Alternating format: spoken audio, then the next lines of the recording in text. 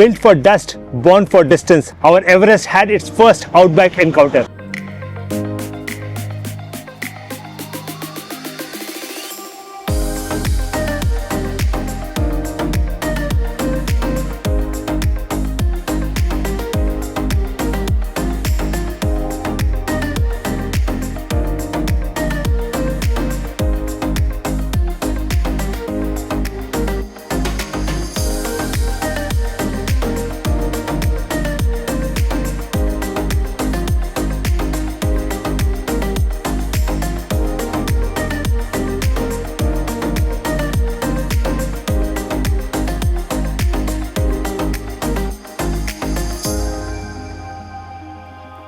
After soaking in the surreal beauty of Mungo National Park and spending a quiet night in Wentworth, we are back behind the wheels. Today we are heading towards the stunning Flinders Ranges.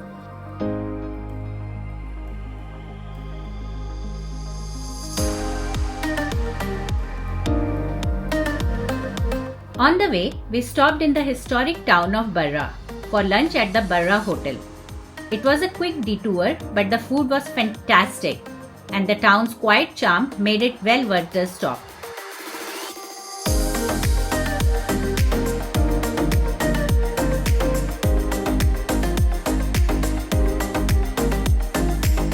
Today we are in Flinders Ranges. Last night we checked into Rawnsley Park Station. This place has various types of accommodations: holiday units, villas, cabins and caravan parks. The temperature has dropped quite a bit. Yesterday it was 27-28 degrees.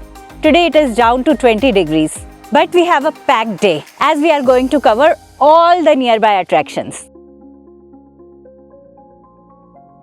As we drove out, the sealed road turned to gravel, and the crunch of tires on dirt echoed around us, almost like the unofficial soundtrack of the Flinders. The ranges began to rise in the distance, timeless and still, like they have been waiting for us. We pulled over near a lookout and stepped out. The air was crisp, the world quiet. A sign pointed the way: Flinders Ranges National Park, Karoo Rock. But it was the view that truly greeted us. Ridgelines layered in soft morning light.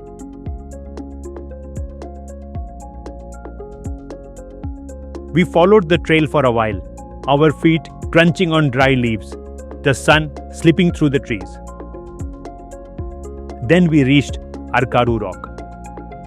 Sandstone walls marked with ancient Aboriginal art, telling stories passed down through time. Standing there, we could already see glimpses of Wilpena Pound in a distance, a sign of where we were headed next. So we jumped back in the car and continued towards Wilpena Pound, often called the heart of the Flinders. The road stretched ahead like a ribbon of dust, and with every turn, the ranges seemed to rise a little higher, more dramatic than before. We stopped at the visitor center to check the park access details and bought our pass online. Just next door, we spotted a tiny IGA, a welcome surprise out here. We picked up some essentials and, of course, treated ourselves to a coffee. Getting closer to Wilpena, the land began to open up. Surrounded by rugged peaks on all sides, we felt like we are stepping into something ancient, something far bigger than us. We crossed behind the Brachina Gorge sign, making the start of one of the Flinders' most iconic routes. With the car in four-wheel drive, we rumbled over dusty tracks and loose rocks, the tires gripping dirt as we wound through the open terrain. Each turn brought a new view, raw, rugged, and strikingly different.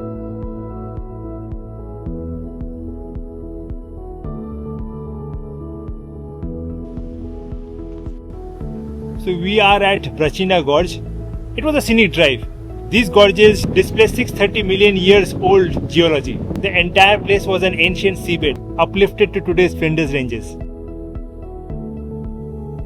The landscape shifted as we neared Brachina Gorge. Towering cliffs and layered rock formations began to rise around us. These ancient stones hold over 500 million years of Earth's story, and you can almost feel that history in the silence. Let's check Anir's new look. This is to keep away flies and mozzies.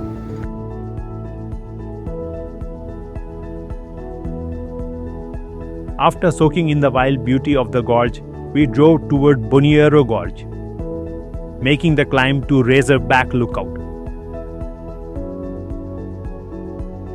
From up here, the Flinders stretched out endlessly, ridges folding into valleys framed by a flawless blue sky.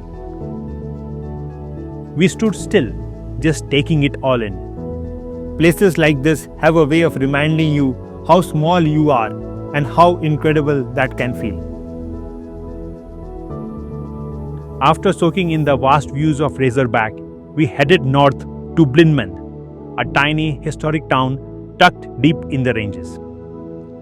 As the highest town in South Australia, Blinman has slow, timeless feel. We pulled up to the old Blinman Hotel, a true Outback pub, and stopped for lunch. The chicken pie was hearty, but the surprise standout was the crocodile pie. Unexpected, but something perfect for this remote spot.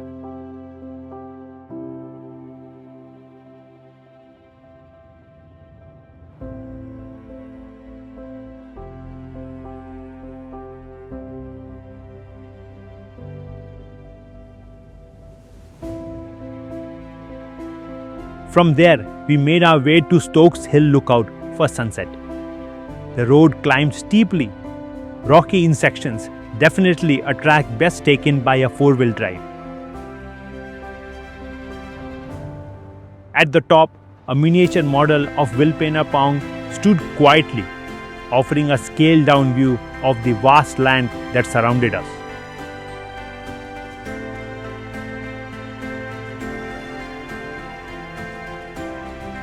We set up our chairs, laid out a few snacks and drinks, and watched the sky begin to change.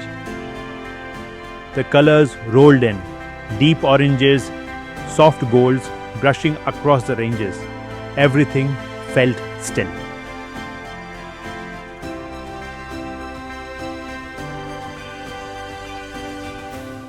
As the sun dipped lower, we got up and walked towards the edge, hand in hand, one of those quiet moments that lingers. And then, as the twilight settled in, we packed up and began to drive back. Day one in Flinders, dusty, peaceful, unforgettable. The next morning, we were up early, filled with excitement. We jumped into the car and headed out. The morning sun had just begun to light up the ridges. Today was not about the trails or lookouts. Today we are taking it to the skies, above one of the oldest landscapes of Earth, the Flinders Ranges. From the iconic Wilpena Pound to the hidden gems of Brachina Gorge, we are about to witness the heart of South Australia from a different perspective. We arrived at a small airstrip, nestled among the hills, simple, remote, and perfectly in tune with the landscape. There, we met our pilot, friendly and relaxed. He welcomed us with a warm smile and an easygoing chat. After quickly sorting out the check-in and paperwork, we walked over to the plane. It was a tiny aircraft with just 4 seats, including the pilot's. Here our pilot gave us a quick safety briefing, explaining what to expect during the flight. So the aircraft we're flying in today is a Cessna 172. It has 2 emergency exits, which are the doors on both sides here. Please don't open the door during flight, and only if I've instructed you to do so. Yes, absolutely. The window works in a small latch there.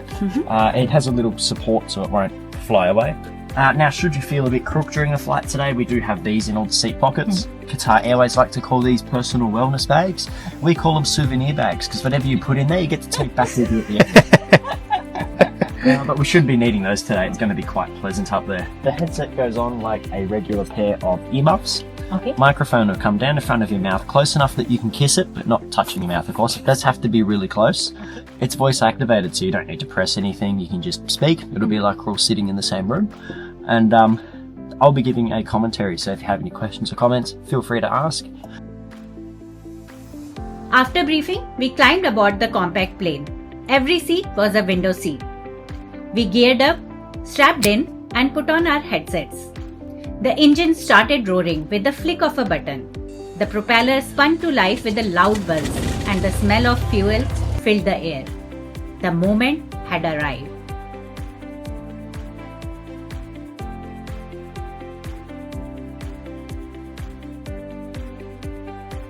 Within minutes, we were rolling down the small runway, taking speed, and then, with a steady roar, we lifted off, leaving the red dust behind and rising into an ocean of blue.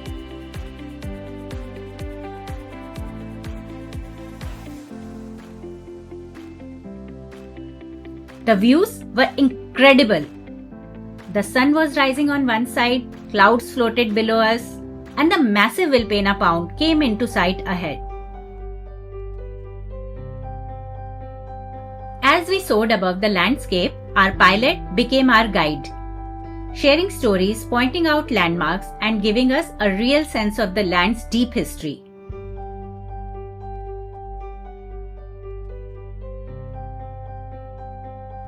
It was quiet, beautiful, and honestly, a little unreal.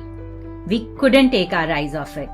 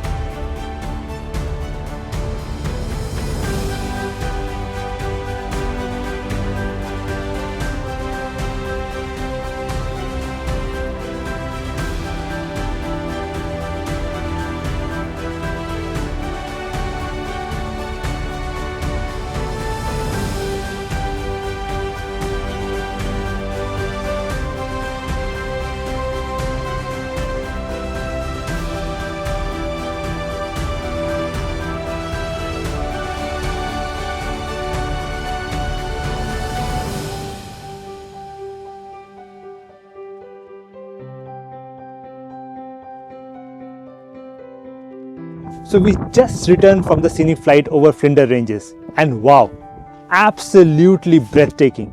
Wilpena Pound from the sky, just unreal. After the scenic flight, we made our way to Aroona Valley Lookout, a peaceful spot surrounded by ancient hills and wide open skies. It was the perfect place to slow down and take in the view. We found a flat patch of ground with a great vantage point and set up for lunch. Out came the camping chairs, the fold-out table, and our little gas stove. We had everything except cooperative weather. It's lunchtime now. We are boiling some water to prepare our kappa noodle. The wind is very, very strong, so we are trying to protect the gas using a shield. After laughing through a few failed attempts, we finally got it going. We poured a glass of wine, leaned back in our chairs, and enjoyed piping hot kappa noodles. Somehow they tasted better than any cafe meals. Maybe it was the effort, maybe it was the view. Probably both.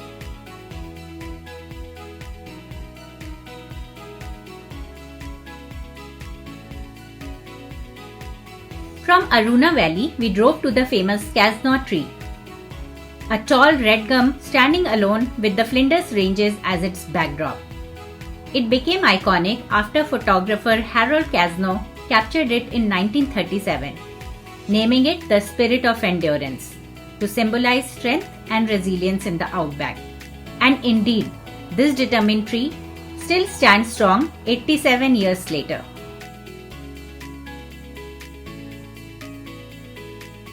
A few more lookouts worth stopping by included Huck's Lookout, where the landscape stretched endlessly in peaceful silence, and the impressive Elder Range, rising boldly against the horizon.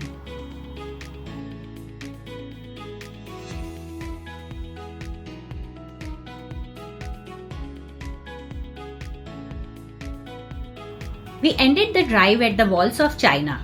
These rocky formations rise sharply from the ground, shaped by centuries of wind and weather. It was the perfect way to end our day and reflect on the grandeur and vastness of the Flinders Ranges. Well, it's time to say goodbye to Flinders Ranges. What a surprise it was seeing the Outback in such a unique way. The mountain ranges were absolutely stunning. The sunset, the night sky left us speechless.